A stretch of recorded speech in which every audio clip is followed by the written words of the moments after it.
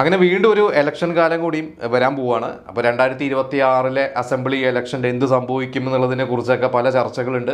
അതായത് തുടർ ഭരണം തന്നെ സംഭവിക്കുമോ, അതല്ല ഭരണം മാറോ, ഈ തദ്ദേശ തെരഞ്ഞെടുപ്പൊക്കെ പോലെ ഫുൾ തകിടം മറിക്കുമോ എന്നുള്ളതൊക്കെ പല ചർച്ചകളുണ്ട്, പല പ്രതീക്ഷകളാണ് പലവർക്കും. അപ്പോൾ പല രാഷ്ട്രീയ പാർട്ടികളെല്ലാവരും അതിനായിട്ട് അവരൊക്കെ ഇപ്പം തന്നെ അവരുടെ പ്ലാനും അവരുടെ PR വർക്കുകളൊക്കെ തുടങ്ങിക്കഴിഞ്ഞു.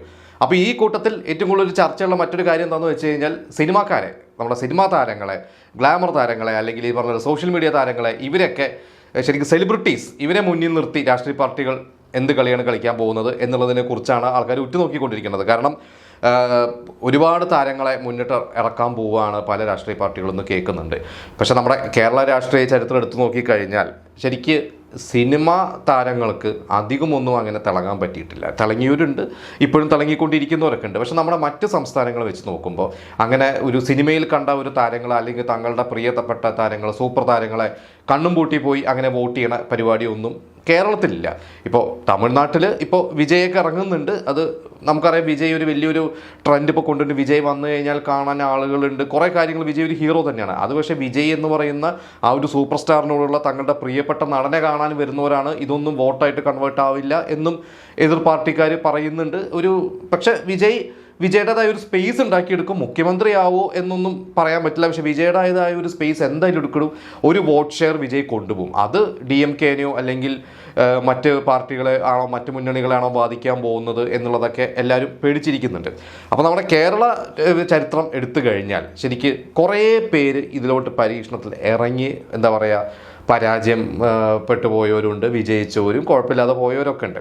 അപ്പോൾ അതിൽ പ്രേം നസീർ എന്ന് പറയുന്ന ഒരു നടൻ, നമ്മൾ പ്രേം നസീറിനെ കുറിച്ച് കഴിഞ്ഞൊരു എപ്പിസോഡിൽ അദ്ദേഹത്തിൻ്റെ കുറച്ച് നടക്കാതെ പോയ കുറച്ച് സ്വപ്നങ്ങളും അദ്ദേഹത്തെ മമ്മൂട്ടി മോഹൻലാലിൻ്റെ മായി കണക്ട് ചെയ്ത കുറച്ച് കാര്യങ്ങളൊക്കെ നമ്മൾ പറഞ്ഞു. അപ്പോൾ അതിൽ പ്രേം നസീർ എന്ന് പറയുന്ന ഒരു രാഷ്ട്രീയക്കാരനെ കുറിച്ച് പറയണം. കാരണം ശരിക്കും അദ്ദേഹത്തിന് ചെറുപ്പം മുതലേ രാഷ്ട്രീയത്തിലൂടും ഈ പറഞ്ഞ പോലെ തന്നെ ഒരു കോൺഗ്രസ് അനുഭവമൊക്കെ ഉള്ള ഒരു വ്യക്തി തന്നെയായിരുന്നു. അദ്ദേഹം സിനിമയിൽ വന്ന് പക്ഷേ എല്ലാവർക്കും ഇഷ്ടപ്പെടുന്ന ഒരു നടനാണ്. എനിക്കൊന്ന് പ്രേം നസീറിനെ പോലെ അങ്ങനെ ഒരു വേറൊരു നടനില്ല. അതിനുശേഷം മമ്മൂട്ടി മോഹൻലാലൊക്കെ വന്നെങ്കിൽ കൂടി പ്രേം നസീർ എന്നും ഒരു പ്രേം നസീർ തന്നെയായിരുന്നു. ഇന്നും പ്രേം നസീറിനെ കുറിച്ച് അന്നത്തെ കാലഘട്ടത്തിൽ ജീവിച്ചിരുന്ന, അല്ലെങ്കിൽ ആ പ്രേം നസീറിൻ്റെ കൂടെ വർക്ക് ചെയ്തിരുന്ന ആളുകളൊക്കെ പ്രേം നസീറിനെ കുറിച്ച് പറയുന്ന ഒരുപാട് കാര്യങ്ങളുണ്ട്. അപ്പോൾ പ്രേം നസീർ ശരിക്കും അന്ന് 83 അന്ന് ഈ പറഞ്ഞ പോലെ ഇന്ദിരാഗാന്ധി എന്ന് പ്രേം നസീറിൻ്റെ രാഷ്ട്രീയത്തിലോട്ട് ഇറങ്ങാൻ ഒരു ശ്രമം, അന്ന് K കരുണാകരൻ പ്രേം നസീറിൻ്റെ അടുത്ത സുഹൃത്താണ്. ലീഡർ എന്ന് പറയുമ്പോൾ എല്ലാ സിനിമാക്കാർക്കും പ്രിയപ്പെട്ട തന്നെ പ്രേം നസീറിനും വളരെ അടുത്ത ഒരു സുഹൃത്തായിരുന്നു. അന്ന് ലീഡർ പറഞ്ഞ് ഇന്ദിരാഗാന്ധി വിളിച്ചതാണ്. പക്ഷേ അന്ന് പ്രേം നസീർ ഇറങ്ങിയില്ല. പക്ഷേ അത് കഴിഞ്ഞിട്ട് ഏകദേശം 87 അപ്പോഴേക്കും ഈ പറഞ്ഞ പോലെ പ്രേം നസീറൊക്കെ അടുത്ത തലമുറയൊക്കെ സിനിമ, ഈ പറഞ്ഞ പോലെ മമ്മൂട്ടി, മോഹൻലാൽ, ശങ്കർ തുടങ്ങിയ തലമുറയൊക്കെ സജീവമായി. അപ്പോൾ പ്രേം നസീർ കൂടുതൽ അച്ഛൻ വേഷങ്ങൾ, അല്ലെങ്കിൽ പുള്ളി ഒരു 50 വയസ്സ് കഴിഞ്ഞപ്പോൾ തന്നെ പുള്ളി ആ ഒരു ലീഗിലോട്ട് മാറി. അപ്പോൾ പ്രേം നസീറിന് തോന്നി ഒരു മാറ്റം വേണമെന്ന് പറഞ്ഞ് പ്രേം നസീർ അന്ന് രാഷ്ട്രീയത്തിലോട്ട് ഇറങ്ങാമെന്ന് പറഞ്ഞാൽ ഏകദേശം ഒരു 87 തന്നെയാണ്. 87 അന്ന് K കരുണാകരൻ വഴി അന്ന് രാജീവ് ഗാന്ധിനെ ഡൽഹിയിൽ വെച്ച് മീറ്റ് ചെയ്ത് ഇനി രാഷ്ട്രീയത്തിന് വേണ്ടി പ്രവർത്തിക്കാം എന്ന രീതിയിൽ പ്രേം നസീർ നൽകി. അപ്പോൾ അന്ന് പ്രേം നസീറിന് അന്ന് സീറ്റ് കിട്ടും, പ്രേം നസീർ ഇലക്ഷൻ നിൽക്കും എന്നൊക്കെയായിരുന്നു പറഞ്ഞിരുന്നത് അന്നത്തെ ഇലക്ഷന്. പക്ഷേ അന്ന് പ്രേം നസീർ പറഞ്ഞു, എനിക്ക് സീറ്റൊന്നും എനിക്ക് വേണ്ട, പക്ഷെ ഞാൻ പ്രവർത്തിക്കാം എന്നും പറഞ്ഞിട്ടാണ് അന്ന് പ്രേം നസീർ ഇറങ്ങി. അപ്പോൾ അന്ന് അദ്ദേഹം ശരിക്കും അന്ന് കടത്തനാടൻ അമ്പാടി എന്ന് പറയുന്ന ആ ഒരു പ്രിയദർശൻ്റെ സിനിമയിൽ, മോഹൻലാലൊക്കെ അഭിനയിക്കുന്ന ഒരു സിനിമയിൽ അഭിനയിച്ചുകൊണ്ടിരിക്കുന്നത്, അതിൻ്റെ ഒരു ഇടവേളയ്ക്ക് എടുത്തിട്ടാണ് പ്രേം നസീർ ഇറങ്ങിയത്. അപ്പോൾ അന്ന് പ്രേം നസീർ എന്ന് പറയുമ്പോൾ അതായത് തിരുവനന്തപുരം മുതൽ അങ്ങോട്ട് ഒരു റോഡ് ഷോ ഇവരെല്ലാവരും നടത്തി. പ്രേം നസീർ ഓരോ അന്നത്തെ നിയമസഭ ഇലക്ഷൻ്റെ സമയത്ത് ഓരോ മണ്ഡലങ്ങളിലും നിർത്തി അവിടുത്തെ ഓരോ സ്ഥാനാർത്ഥികളെയും കുറിച്ച് സംസാരിച്ച് അവരെക്കുറിച്ച് പ്രസംഗിച്ച്, അതായത് അന്ന് പറയുന്നത് ഏകദേശം ഒരു ദിവസം 42 വേദികൾ വരെ പ്രേം നസീർ അന്ന് സംസാരിച്ചു എന്നാണ് പറയുന്നത്. അത് അദ്ദേഹത്തിൻ്റെ ഒരുപാട് ഹെൽത്തിനെയൊക്കെ പിന്നീട് അഫക്റ്റ് ചെയ്തിട്ടുണ്ടെന്ന് അദ്ദേഹത്തിൻ്റെ മകൻ പറഞ്ഞിട്ടുണ്ട്. കാരണം അന്നത്തെ ആ ഒരു ആരോഗ്യപരമായിട്ടുള്ള എന്താ പുള്ളിയുടെ ലൈഫ് സ്റ്റൈലുണ്ട്, അതൊന്നും മാറി. ഈ പറഞ്ഞ പോലെ വെയിലും മഴയൊക്കെ കൊണ്ട് കൃത്യമായിട്ട് ഭക്ഷണം കഴിക്കാതെ ഇപ്പോൾ സിനിമയിൽ അഭിനയിക്കുന്ന സമയത്തൊന്നും അത്തരത്തിലുള്ള ഒരു ഇപ്പോൾ പറഞ്ഞ പോലെ പ്രശ്നങ്ങളൊന്നുമില്ല. കാരണം നമുക്ക് പ്രോപ്പർ ഫുഡും കാര്യങ്ങളൊക്കെ കഴിക്കാൻ പറ്റും. നമുക്കറിയാം സിനിമ നടന്മാർ എത്ര അവർ ക്യാമറയുടെ മുമ്പിൽ അവർക്ക് എത്ര ബുദ്ധിമുട്ടി കഴിഞ്ഞാലും ഇപ്പുറത്ത് അവർക്കൊരു ലൈഫുണ്ട്, അല്ലെങ്കിൽ അവരെ കെയർ ചെയ്യുന്നുണ്ട്. പക്ഷേ ഇത് നമുക്ക് പറയാൻ പറ്റില്ല. കൃത്യസമയത്ത് ഭക്ഷണം കഴിക്കാൻ പറ്റില്ല, മഴ കൊള്ളണം, വെയിൽ കൊള്ളണം, എല്ലാമാണ്. ഇത് അദ്ദേഹത്തിൻ്റെ ലൈഫ് എഫക്റ്റ് ചെയ്തിട്ടുണ്ട്, അതിൻ്റെ ഹെൽത്ത് എഫക്റ്റ് ചെയ്തിട്ടുണ്ട്. അതാണ് അദ്ദേഹം അന്ന് അദ്ദേഹം മരണപ്പെടാൻ തന്നെ കാരണം അതാണ്. അപ്പോൾ അതിൻ്റെ ഈ പറഞ്ഞ പോലെ വീണ്ടും അദ്ദേഹം അന്ന് അവസാന കാലത്ത് വീണ്ടും സിനിമയിൽ അഭിനയിക്കാനും സംവിധാന രംഗത്തോട്ട് ഇറങ്ങാനുള്ള കാരണം ഈ ഒരു ഇലക്ഷൻ പ്രൈം മിനിസ്റ്റർ ഇറങ്ങിയിട്ട് പോലും അന്ന് കോൺഗ്രസ് ദയനീയമായിട്ട് ഈ പറഞ്ഞ പോലെ ആ മുന്നണി UDF മുന്നണി ദയനീയമായിട്ട് തോറ്റു. അതുകൊണ്ട് തന്നെ പ്രൈം മിനിസ്റ്റർ വന്നതുകൊണ്ട് ഒന്നും സംഭവിച്ചില്ല എന്നുള്ളത് തന്നെയായിരുന്നു അന്ന് എല്ലാവർക്കും മനസ്സിലായി ആ കാര്യം.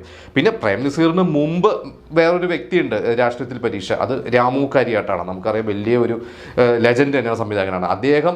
ഈ പറഞ്ഞ പോലെ നിയമസഭ ഇലക്ഷനും ലോകസഭ ഇലക്ഷനൊക്കെ നിൽക്കുകയും തോക്കുകയും വിജയിക്കുകയും ഒക്കെ ചെയ്തിട്ടുള്ളതാണ്. പക്ഷേ അദ്ദേഹം വളരെ ഒരു എന്താ പറയുക, എല്ലാവരും ഭയങ്കര ആദർശനീയമായിരുന്ന ഒരു ആദർശം നിറഞ്ഞ ഒരു പ്രവർത്തകൻ അല്ലെങ്കിൽ രാഷ്ട്രീയക്കാരനാണ്. അദ്ദേഹത്തെ വളരെ മോശമായിട്ടൊക്കെ എതിർ പാർട്ടിക്കാരൊക്കെ പലതും ചെയ്തതൊക്കെ അത് ഇപ്പോൾ ഞാൻ ഇവിടെ വായിച്ചിട്ടുണ്ട്. അതായത് അദ്ദേഹം മദ്യപിക്കും, അല്ലെങ്കിൽ അദ്ദേഹത്തെക്കുറിച്ച് വളരെ മോശപ്പെട്ട കാര്യങ്ങളൊക്കെ അദ്ദേഹത്തെക്കുറിച്ചൊക്കെ പലതും പരാമർശിച്ചിട്ട് പോലും അദ്ദേഹം അതൊക്കെ ആ ഒരു സ്പിരിറ്റിലെടുത്താൽ ഞാൻ അതൊക്കെ ചെയ്യും, അങ്ങനെയാണ് ഇതാണെന്നൊക്കെ പറഞ്ഞ് അങ്ങനെയൊക്കെ ഒരു രാമുകരേട്ടെ കുറിച്ചിട്ട് ശരിക്കും ഒരുപാട് കാര്യങ്ങൾ പറയാനുണ്ട്. അപ്പോൾ രാമുകരേട്ടായിരുന്നു ശരിക്കും മലയാള സിനിമയിലെ ഒരു ആദ്യത്തെ ഒരു രാഷ്ട്രീയക്കാരെന്ന് പറയും. അത് കഴിഞ്ഞിട്ടാണ് പ്രേം നസീർ, ആദ്യത്തെ ഒരു സൂപ്പർ സ്റ്റാർ ശരിക്കും രാഷ്ട്രീയത്തിലേക്ക് വന്നത് പ്രേം നസീർ ആയിരുന്നു. അത് കഴിഞ്ഞിട്ട് പിന്നീട് നമുക്ക് പറയാവുന്ന കുറേ പേരുകളുണ്ട്. അപ്പോൾ ഞാൻ കുറച്ച് സെലക്ട് ചെയ്തിട്ടുള്ള പേരുകളാണ്. ഒന്ന് മുരളിയാണ്, നമ്മുടെ എന്താ പറയുക പരുഷനായ, എന്താ പറയുക വളരെ പരുക്കനായ കഥാപാത്രങ്ങൾ ചെയ്തിട്ട് നമുക്ക് എല്ലാവരും പ്രിയപ്പെട്ട ദേശീയ അവാർഡ് വരെ കിട്ടിയിട്ടുള്ള മുരളി. അദ്ദേഹം ശരിക്കും എന്താ പറയുക, നമ്മൾ പറയില്ലേ ഒരു ശരിക്കുള്ള ഒരു കമ്മ്യൂണിസ്റ്റുകാരനാണെന്ന് പറയില്ല, അങ്ങനത്തെ ഒരു കമ്മ്യൂണിസ്റ്റുകാരൻ തന്നെയായിരുന്നു അദ്ദേഹം. 1999 ലോകസഭ ഇലക്ഷൻ അന്ന് ആലപ്പുഴയിൽ നിന്നതാണ് LDF സ്ഥാനാർത്ഥിയായിട്ട്. പക്ഷേ അന്ന് VM സുധീരനാണ്, കോൺഗ്രസ് ആണ് VM സുധീരനെ ജയിച്ചത്. അപ്പോൾ പിന്നെ അദ്ദേഹം പിന്നെ ഇലക്ഷനൊന്നും നിന്നിട്ടില്ല. പക്ഷേ അദ്ദേഹം നല്ലൊരു പ്രവർത്തകൻ തന്നെയായിരുന്നു. കാരണം അദ്ദേഹം കോളേജിൽ പഠിക്കുമ്പോഴൊക്കെ SFI പ്രവർത്തകനും, അത് കഴിഞ്ഞിട്ട് പിന്നീട് അദ്ദേഹം ഈ പറഞ്ഞ പോലെ LD ക്ലർക്കായിട്ടൊക്കെ വർക്ക് ചെയ്തിട്ടുണ്ട്. പിന്നീട് കേരള യൂണിവേഴ്സിറ്റിയിൽ UD ക്ലർക്കായിട്ട് വർക്ക് ചെയ്തു. അപ്പോഴൊക്കെ അദ്ദേഹത്തിൻ്റെ ഒരു രാഷ്ട്രീയ പ്രവർത്തനമൊക്കെ അദ്ദേഹം എന്താ പറയുക ഒപ്പം കൊണ്ടുവരുന്നൊരു വ്യക്തിയാണ് സിനിമയിൽ വരണതിന് മുമ്പ് തന്നെ. പിന്നെ നമുക്ക് എല്ലാവർക്കും അറിയാവുന്ന ഒരു പേരാണ്, അല്ലെങ്കിൽ എല്ലാവർക്കും പ്രിയപ്പെട്ട, അതായത് രാഷ്ട്രീയ ജാതി ഭേദമന്യേ എല്ലാവർക്കും പ്രിയപ്പെട്ട ഒരു വ്യക്തിയാണ് KB ഗണേഷ് കുമാർ. അത് ശരിക്കും ഒരു രാഷ്ട്രീയ കുടുംബത്തിൽ തന്നെയാണ് ജനിച്ചത്. ബാലകൃഷ്ണ പിള്ള എന്ന് പറയുന്ന ഒരു വലിയൊരു രാഷ്ട്രീയ നേതാവിനെ എല്ലാവരും ആദരിക്കുന്ന എന്താ പറയുക അദ്ദേഹത്തിൻ്റെ മകനായിട്ട് ജനിച്ചു. സിനിമയിൽ വന്ന ശേഷമാണ് 2001 ആദ്യമായിട്ട് അന്ന് ഈ പറഞ്ഞ പോലെ തന്നെ കേരള കോൺഗ്രസിന് വേണ്ടിയിട്ട് നിൽക്കുന്നതും അദ്ദേഹം MLA ആവുന്നു പത്തനാപുരത്ത് നിന്ന്. അന്ന് ശരിക്ക് പറയുകയാണെങ്കിൽ വളരെ ശരിക്കും അന്ന് 32-33 വയസ്സൊക്കെ അന്ന് ഗണേഷ് കുമാറിന് ഉള്ളൂ, അന്ന് വളരെ ചെറുപ്പമാണ്. പക്ഷേ അന്ന് ഈ പറഞ്ഞ പോലെ തന്നെ അദ്ദേഹത്തിന് അങ്ങനെ ഭയങ്കരമായിട്ട് അതിന് മുമ്പ് ഇങ്ങനെ പ്രവർത്തിച്ചിട്ട് ആളൊന്നുമല്ല. പക്ഷേ അച്ഛനോടുള്ള ഒരു ഇഷ്ടം കൊണ്ടും അന്ന് പാർട്ടിക്കാർ അദ്ദേഹത്തിന് എന്താ പറയുക ജനങ്ങൾ വോട്ട് ചെയ്തു, പാർട്ടിക്കാർ ഒരുമിച്ച് നിന്നു. അവിടെ മുതൽ പക്ഷേ അങ്ങോട്ട് നമ്മൾ ഇന്ന് മുതൽ എടുത്തതിന് ഗണേഷ് കുമാർ ജേണി എന്ന് പറഞ്ഞാൽ അദ്ദേഹം അതിനുശേഷം ഹാട്രിക്കായിട്ട് കോൺഗ്രസ് നിന്നുകൊണ്ട് വിജയിച്ചു. അത് കഴിഞ്ഞിട്ട് അദ്ദേഹം ഇടയ്ക്ക് ചില ഇഷ്യൂസൊക്കെ വന്നിട്ട് അദ്ദേഹം മന്ത്രിയായി. അത് കഴിഞ്ഞ് ഇഷ്യൂസൊക്കെ വന്നിട്ട് അദ്ദേഹത്തിന് മന്ത്രിസ്ഥാനം നഷ്ടപ്പെട്ടു, രാജിവെക്കേണ്ടി വന്നു. പിന്നീട് നമുക്കറിയാം 2016 ആയപ്പോൾ അദ്ദേഹം ഇപ്പുറത്ത് LDFിലോട്ട് വന്നു. അവിടെ നിന്നും അദ്ദേഹം ജയിച്ചു. ഇപ്പോഴും അദ്ദേഹം MLA ആണ്, ഈ പറഞ്ഞ പോലെ തന്നെ മന്ത്രിയാണ്. അതൊക്കെ നമുക്കറിയാം. അപ്പം ശരിക്കും എനിക്ക് തോന്നുന്നു ഈ ഒരു ലിസ്റ്റ് എടുത്തു കഴിഞ്ഞാൽ അതിൽ ഗണേഷ് കുമാർ തന്നെയാണ് ശരിക്കും തിളങ്ങിയിട്ടുള്ളത്. അത് പക്ഷേ ഒരിക്കലും ഗണേഷ് കുമാർ എന്ന് പറയുന്ന ഒരു സിനിമ നടനെ നോക്കിയിട്ടല്ല ജനങ്ങൾ വോട്ട് ചെയ്തിട്ടുള്ളത്. അത് ബാലകൃഷ്ണ പിള്ള എന്ന് പറയുന്ന ഒരു വ്യക്തിയുടെ മകനായതുകൊണ്ടും പിന്നീട് അദ്ദേഹത്തെ പ്രവർത്തനം ആ ഒരു ഏത് മുന്നണി നിന്ന് കഴിഞ്ഞാൽ അദ്ദേഹം നന്നായിട്ട് പ്രവർത്തിക്കുന്നത് തന്നെയാണ്. പിന്നെ നമുക്ക് ഇപ്പോൾ റീസെൻ്റ് ആയിട്ടുള്ള സുരേഷ് ഗോപിനെ കുറിച്ച് നമുക്കറിയാം. സുരേഷ് ഗോപി അദ്ദേഹം പണ്ട് കോളേജിൽ പഠിക്കുമ്പോഴേക്കും ഒരു SFI പ്രവർത്തകനൊക്കെ ആയിരുന്നു. അത് കഴിഞ്ഞിട്ട് പിന്നീട് അദ്ദേഹം എല്ലാ രാഷ്ട്രീയ പാർട്ടിക്കാരായിട്ടും അദ്ദേഹത്തിന് ബന്ധമുണ്ടായിരുന്നു. EK നായനായിട്ട് അധികം ബന്ധമുണ്ട്, K കരുണാകരനായിട്ട് ബന്ധമുണ്ട്. പണ്ട് അവിടെ ഒരു ഫോട്ടോ അന്ന് വന്നിട്ടുണ്ട്, അത് K കരുണാകരൻ്റെ പിറന്നാളിനൊന്നിനോ ചോറ് വിളമ്പി കൊടുക്കുന്നത്. അപ്പോൾ അന്ന് സുരേഷ് ഗോപി കോൺഗ്രസിൽ വരും എന്നൊക്കെയാണ് പറഞ്ഞിരുന്നത്. സുരേഷ് ഗോപിക്ക് കോൺഗ്രസ് നേതാക്കളായിട്ട് നല്ല ബന്ധമാണ്. പക്ഷേ അദ്ദേഹം വന്നത് BJPയിലാണ്. അതായത് 2014 ഏപ്രിലാണ് അന്ന് എനിക്ക് തോന്നുന്നു അന്ന് നരേന്ദ്രമോദി കേരളത്തിൽ നിന്ന് ഒരു സെലിബ്രിറ്റി വേണം എന്ന് പറഞ്ഞ് ഇവിടുത്തെ നേതാക്കളൊന്ന് തെരഞ്ഞെടുത്ത് സുരേഷ് ഗോപിനെ മോദിയുമായിട്ട് ഒരു പരിചയമുണ്ടായി. അവർ തമ്മിലൊരു ബന്ധമുണ്ടായി. പിന്നീട് നമുക്ക് രാജ്യസഭ MP ആയി. അത് കഴിഞ്ഞിട്ട് ഇവിടെ അസംബ്ലി ഇലക്ഷനും ലോകസഭ ഇലക്ഷനൊക്കെ ആദ്യമൊക്കെ തോറ്റു. പക്ഷേ പിന്നീട് നമുക്കറിയാം വീണ്ടും ജയിച്ചു. ഇപ്പം കേന്ദ്ര മന്ത്രി വരെയാണ്. പിന്നെ കുറേ പേരുകളുണ്ട്. നമുക്ക് ജഗദീഷ് ഭയങ്കര ഒരു KSU പ്രവർത്തകനും കോൺഗ്രസിൻ്റെ ഒരു പ്രവർത്തകനൊക്കെ ആയിരുന്നു. പക്ഷേ 2016 ഗണേഷ് കുമാറിനെതിരെ നിന്ന ആളാണ്. പക്ഷേ എന്നിട്ട് തോറ്റു. അപ്പോൾ ജഗദീഷിൻ്റെ പറഞ്ഞു ഞാനത് ചെയ്ത് ശരിയായിട്ടില്ല, വേണ്ടായിരുന്നു എന്നുള്ളത്. എനിക്ക് തോന്നുന്നു ജഗദീഷിന് ഇപ്പം അങ്ങനെ രാഷ്ട്രീയത്തോട് വീണ്ടും ഇറങ്ങും എന്നൊന്നും ആഗ്രഹമൊന്നുമില്ല. കാരണം അദ്ദേഹം ഇപ്പോൾ വീണ്ടും ഒരു സിനിമയിൽ വളരെ സജീവമായിട്ട് എല്ലാ സിനിമയിലും ഇപ്പോൾ ഉണ്ട്. ശരിക്കും ഭയങ്കര വ്യത്യസ്തമായിട്ടുള്ള റോൾ ചെയ്യണം. അപ്പോൾ അദ്ദേഹം പറഞ്ഞു ഇനി എനിക്ക് സിനിമ തന്നെയാണ്. കാരണം അമ്മ സംഘടനയിൽ പോലും അദ്ദേഹം അന്ന് പ്രസിഡന്റ് ആവണം, ജഗദീഷ് നിൽക്കണം എന്നൊക്കെ എല്ലാവരും പറഞ്ഞിട്ട് പോലും നിൽക്കാത്ത ഒരു വ്യക്തിയാണ്. അപ്പോൾ ജഗദീഷ് ഇനി അങ്ങനെ ഒന്നുമില്ല, ഒന്ന് ശ്രമിച്ചു, അവിടെ പരാജയപ്പെട്ടു. പിന്നെ ദേവനുണ്ട്. ദേവൻ ശരിക്കും KSU പ്രവർത്തകനായിരുന്നു. അത് കഴിഞ്ഞിട്ട് അദ്ദേഹം 2004 കേരള പീപ്പിൾസ് പാർട്ടി എന്ന് പറഞ്ഞിട്ട് രൂപീകരിച്ചിട്ട് വടക്കാഞ്ചേരിയിൽ ഇലക്ഷൻ നിന്നു, അത് തോറ്റു.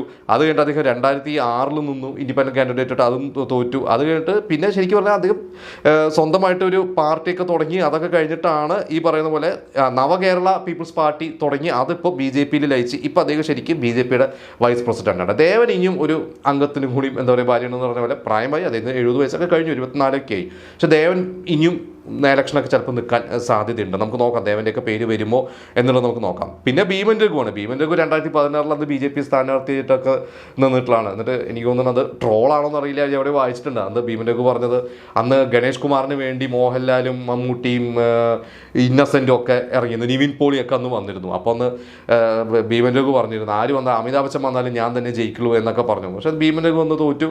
ഈ പറഞ്ഞ പോലെ ജഗദീഷിനും താഴെയിരുന്നു ഭീമൻ രഘുവിൻ്റെ ഒക്കെ വോട്ട്. അത് കഴിഞ്ഞിട്ട് ഇപ്പോൾ ഭീമൻ രഘു നമുക്കറിയാം വീണ്ടും ഇടതുപക്ഷത്തിലാണ് അദ്ദേഹം ചേർന്നിരിക്കുന്നത്. ഇപ്പോൾ ട്രോൾ വരെ ഉണ്ട് അദ്ദേഹം എഴുന്നേറ്റ് നിൽക്കുന്നതും, പിണറായി വിജയൻ പ്രസംഗിപ്പോൾ എഴുന്നേറ്റ് നിന്നൊക്കെ നമ്മൾ കണ്ടത്. അല്ല, ഇപ്പോൾ അദ്ദേഹം ഒരു ഇടതുപക്ഷക്കാരനാണ്. പിന്നെ ഇന്നസെൻറ്റ് ശരിക്കും പറഞ്ഞെങ്കിൽ പണ്ട് മുതലേ, അതായത് റവല്യൂഷണറി സോഷ്യലിസ്റ്റ് പാർട്ടി എന്ന് പറഞ്ഞ ഒരു പാർട്ടിയുടെ ഇരിങ്ങാലക്കുട മണ്ഡലം സെക്രട്ടറി ആയിരുന്നു അദ്ദേഹം. ഇരിങ്ങാലക്കുട മുനിസിപ്പൽ കൗൺസിൽ ഇലക്ഷനിൽ നിന്ന് ജയിച്ചിട്ടുള്ള വ്യക്തിയാണ്. അത് കഴിഞ്ഞിട്ടാണ് അദ്ദേഹം കുറേ വർഷങ്ങൾ കഴിഞ്ഞിട്ട്, അന്ന് 2006 അദ്ദേഹത്തിനെ LDF സ്ഥാനാർത്ഥിയാക്കാൻ വേണ്ടി എന്നൊരു ശ്രമം നടത്തും. പക്ഷേ അദ്ദേഹം നിന്നില്ല. പിന്നീട് നമുക്കറിയാം അദ്ദേഹം ലോകസഭയിലാണ് 2014 നിന്ന്, അന്ന് അദ്ദേഹം വിജയിച്ചു. അത് ഈ പറഞ്ഞ ഇന്നസെൻ്റ് ഒരു സിനിമാ നടനുപരി അദ്ദേഹത്തിനും എല്ലാവർക്കും ഇഷ്ടമായിരുന്നു. പക്ഷേ അത് കഴിഞ്ഞ് 2019 എത്തിക്കഴിഞ്ഞപ്പോൾ അദ്ദേഹം ഒന്ന് തോറ്റു. അന്ന് ബെന്നി ബെഹനാൻ ആണ് ജയിച്ചത്. പക്ഷേ പിന്നെ ഇന്നസെൻ്റ് പക്ഷേ ഈ പറഞ്ഞ പോലെ ഒരു MPK ആയി തിളങ്ങിയിട്ട് തന്നെയാണ് അദ്ദേഹം രാഷ്ട്രീയം വിട്ട്, അല്ലെങ്കിൽ അദ്ദേഹം മരിച്ചത്. പിന്നെ മുകേഷ് ഈ കമ്മ്യൂണിസ്റ്റ് കുടുംബത്തിൽ തന്നെ ജനിച്ച വ്യക്തിയാണ്. മുകേഷിൻ്റെ അച്ഛനും അമ്മയ്ക്കും നമുക്കറിയാം, അവരൊക്കെ ഒരു നാടകക്കാർ, അവരൊക്കെ ഒരു കമ്മ്യൂണിസ്റ്റ് അനുഭവമുള്ളവർ തന്നെയാണ്. മുകേഷും ഈ പറഞ്ഞ പോലെ നമുക്കറിയാം ഇപ്പോൾ അടുപ്പിച്ച് MLA ആവുന്നു. ഇനിയിപ്പോൾ ആരോപണങ്ങളുള്ളതുകൊണ്ട് എന്താവും അടുത്ത തവണ എന്നറിയില്ലെങ്കിലും അദ്ദേഹം നല്ല രീതിയിൽ തന്നെ ഒരു രാഷ്ട്രീയക്കാരനായിട്ട് എന്താ പറയുക ആ ഒരു തിളങ്ങിയെന്ന് തന്നെ പറയാം. എത്രത്തോളം ഒരു മികവ് പുലർത്തി അല്ലെങ്കിൽ എന്നുള്ളതൊക്കെ അത് അവിടുത്തെ എന്താ പറയുക അദ്ദേഹത്തിൻ്റെ മണ്ഡലത്തിലെ ജനങ്ങളൊക്കെയാണ് പറയേണ്ടത്. പക്ഷെ എന്തായാലും അദ്ദേഹത്തിൻ്റെ ആ ഒരു പോർട്ട്ഫോളിയോയിൽ ഒരു നടൻ എന്നതിൽ ഉപരി ഒരു രാഷ്ട്രീയക്കാരൻ അല്ലെങ്കിൽ ഒരു MLA എന്ന രീതിയിൽ തന്നെ ഉണ്ട്. കാരണം അദ്ദേഹം MP ഇതിൽ ലോക്സഭ ഇലക്ഷൻ നിന്നിട്ട് അദ്ദേഹം തോറ്റു. ഉണ്ടായിരുന്നെങ്കിൽ MP കൂടി ആവുമായിരുന്നു. പക്ഷേ ഇനിയിപ്പോൾ ഇപ്പം എന്തായാലും MLA തന്നെയാണ്, അടുത്തവണ ഉണ്ടാവും എന്നുള്ളത് നമുക്ക് എന്തായാലും നോക്കാം. പിന്നെ കുറേ പേരുകളുണ്ട്. ഇപ്പോൾ കൃഷ്ണകുമാർ ഇലക്ഷനൊക്കെ നിന്ന് തോറ്റതാണ് BJP സ്ഥാനാർത്ഥിയായിട്ട്. പക്ഷേ എനിക്ക് തോന്നുന്നു അദ്ദേഹം ഇപ്പോൾ വളരെ ആക്റ്റീവായിട്ട് BJP തന്നെയുണ്ട്. ഇനി അടുത്ത തവണ നമുക്ക് നോക്കാം ഏതെങ്കിലും ഒരു മണ്ഡലത്തിൽ അദ്ദേഹം നിൽക്കുമോ എന്നുള്ളത് നോക്കാം. പിന്നെ രാജസേനൻ BJP സ്ഥാനാർത്ഥിയായിട്ട് വന്നതാണ്. BJPക്ക് വേണ്ടി കുറേ പ്രവർത്തിച്ചു, ഇലക്ഷനൊക്കെ നിന്ന് തോറ്റു. വർഷങ്ങൾ കഴിഞ്ഞിട്ട് ഇപ്പോൾ അദ്ദേഹം വീണ്ടും ഇടതുപക്ഷത്തിന് എനിക്ക് കൊണ്ട് ഒഫീഷ്യലി ചേർന്നിട്ടില്ല എന്ന് തോന്നുന്നു. പക്ഷേ ഇനി ഇടതുപക്ഷത്തിനൊപ്പമായിരിക്കും എന്നാണ് പറഞ്ഞത്. അദ്ദേഹം പറഞ്ഞത് ഞാൻ ഒരു ഇടതുപക്ഷ അനുഭവമുള്ള ഒരു കുടുംബം അല്ലെങ്കിൽ ആ ഒരു നാട്ടിലാണ് ഞാൻ ജനിച്ചതുമാണെന്നൊക്കെ. പക്ഷേ മോദിയോടുള്ള ഒരു ഇഷ്ടം കൊണ്ട്, ആ ഒരു മോദി പ്രഭാവം കാരണം ഞാൻ BJPയിലേക്ക് വന്ന ഒരാളാണ്. പക്ഷേ ഇവിടുത്തെ കേരള BJP ചില വ്യക്തികളുടെ ചില രീതികളൊക്കെ എനിക്ക് ഇഷ്ടപ്പെടാത്തതുകൊണ്ട് ഞാൻ അവിടെ നിന്ന് മാറുകയാണെന്ന് പറഞ്ഞാണ് അദ്ദേഹം മാറിയത്. പിന്നെ നമുക്ക് ധർമ്മജൻ നിന്നു കഴിഞ്ഞ അവിടെ, ധർമ്മജൻ ബോൾഗാട്ടി ബാലുശ്ശേരി നിന്നിട്ട് തോറ്റു. പക്ഷേ ധർമ്മജൻ പറഞ്ഞ് ഞാൻ എന്നും ഒരു അടിയുറച്ച കോൺഗ്രസ്സുകാരനാണ്, എന്നെ കോൺഗ്രസ് തന്നെ തഴഞ്ഞാലും ഞാൻ വേറൊരു പാർട്ടിയിൽ ഞാനൊരു സ്ഥാനത്തിന് വേണ്ടി പോവില്ല എന്നുള്ള കഴിഞ്ഞ ദിവസം വരെ അദ്ദേഹം പറഞ്ഞിട്ടുള്ളത്. പിന്നെ ഒരുപാട് പേരുകൾ ഉണ്ട് ശരിക്കും. ഈ പറയുകയാണെങ്കിൽ സലീം കുമാർ ഉണ്ട്, കൊല്ലം തുളസി ഉണ്ട്, സന്തോഷ് എന്ന് പറയുന്ന നടനുണ്ട്, പിന്നെ ടിനി ടോം, മേജർ രവി നമുക്കറിയാം അദ്ദേഹം BJP വൈസ് പ്രസിഡൻറ്റും കൂടിയായിരുന്നു കഴിഞ്ഞ തവണ വരെ. അദ്ദേഹം ഓപ്പണായിട്ട് രാഷ്ട്രീയം പറഞ്ഞിട്ടുള്ളതാണ്. പിന്നെ നമുക്കറിയാം പലവർക്കും നടന്മാർക്ക് രാഷ്ട്രീയം തുറന്ന് പറയാൻ ഒരു പേടിയുള്ളത് പോലെയാണ്. കാരണം അത് പറഞ്ഞു കഴിഞ്ഞാൽ അവരുടെ ഫാൻസ് നഷ്ടപ്പെടുമോ. അതിലെ ഏറ്റവും വലിയ എക്സാമ്പിൾ പറയേണ്ടതാണ് മമ്മൂട്ടി, മോഹൻലാലും. ഇവർ രണ്ടു പേർക്കും അവർക്ക് ഇഷ്ടമുള്ള രാഷ്ട്രീയ പാർട്ടികൾ ഏതാണെന്നുള്ളത് എല്ലാവർക്കും അറിയാം. പക്ഷേ എല്ലാ രാഷ്ട്രീയ പാർട്ടികൾക്കും വളരെ പ്രിയപ്പെട്ടവരാണ് മമ്മൂട്ടി, മോഹൻലാലും. ഏതൊരു പരിപാടി ഉണ്ടെങ്കിലും അവരെ വിളിക്കാറുണ്ട്. നമുക്കറിയാം ഇവിടെ ഏത് പാർട്ടി ഭരിച്ചാലും, അതിപ്പോൾ കോൺഗ്രസ് ആയാലും ഇവിടെ കമ്മ്യൂണിസ്റ്റ് ഭരിച്ചു കഴിഞ്ഞാലും ഇവർ രണ്ടുപേരെയും ഓരോ ഫംഗ്ഷന് വിളിക്കാറുണ്ട്. ഇപ്പോൾ LDF സർക്കാർ മോഹൻലാലിനെ ആദരിക്കുന്നുണ്ട്. മോഹൻലാലിനെ അതുപോലെ തന്നെ കേരളീയം എന്ന് പറയുന്ന LDF സർക്കാരിൻ്റെ പരിപാടിയിൽ മമ്മൂട്ടിനെ മോഹൻലാലിനെ വിളിച്ചു. അപ്പോൾ എനിക്ക് തോന്നുന്നു അവർ രണ്ടുപേരും ഒരിക്കലും പോലെ എന്തായാലും എല്ലാ രാഷ്ട്രീയ പാർട്ടിക്കാരും, അല്ലെങ്കിൽ മമ്മൂട്ടി കേരളീയയുടെ ചെയർമാനൊക്കെയാണ്, മമ്മൂട്ടിനെ എന്തായാലും LDF ഒരുപാട് തവണ ശ്രമിച്ചിട്ടുണ്ടാവും.